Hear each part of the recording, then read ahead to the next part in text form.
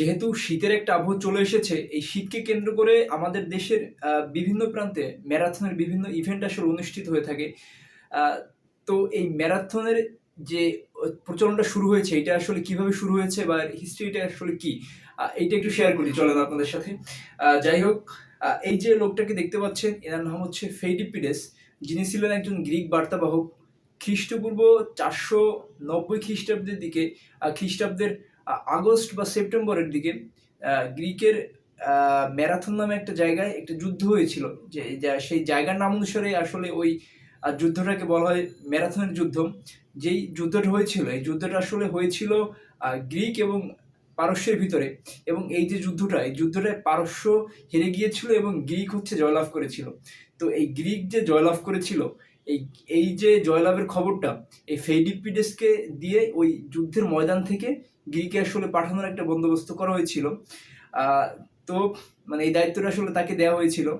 তো ওই যে যুদ্ধক্ষেত্র থেকে একদম গ্রিক পর্যন্ত যে দূরত্বটা, এই পুরো দূরত্বটা উনি বলা হয়ে থাকে যে এক নাগাড়ে দৌড়ে আসলে পাড়ি দিয়েছিলেন। এবং উনি এসে গ্রিকবাসীর উদ্দেশ্যে বলেছিলেন যে নিকোমন, মানে হচ্ছে যুদ্ধে গ্রিকবাসী জিতে গিয়েছে। এই খবরটা দেওয়ার পরেই বলা হয়ে থাকে যে উনি আসলে মারা যান। তো এই যে ফেইডিপিডেস, ওনাকে আসলে সম্মান জানানোর উদ্দেশ্যেই এই ম্যারাথনের প্রচলনটা আসলে শুরু হয়। 1896 সালের যে আধুনিক অলিম্পিকটা হয়েছিল, সেইখানে সর্বপ্রথম এই ম্যারাথন ইভেন্টের অন্তর্ভুক্তিকরণ করা হয়েছিল।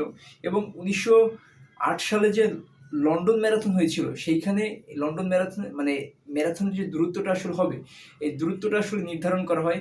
সেই দূরত্বটা ছিল হচ্ছে 26 মাইল 385 গজ, বা 42.195 কিলোমিটার।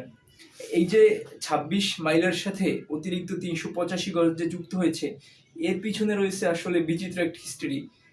সেটা হচ্ছে এইরকম যে সেই সময়কার যিনি রানী ছিলেন, রানী আলেকজান্ডার, তিনি হচ্ছেন যে ওই ম্যারাথন ইভেন্টের যারা অথরিটি ছিল তাদের কাছে আসলে অনুরোধ করেছিলেন যাতে এই যে ইভেন্টটা যেন শুরু হয় উইন্সডোর ক্যাসল থেকে এবং শেষ হয় যেন অলিম্পিক স্টেডিয়ামে রয়্যাল বক্সের ওখানে গিয়ে।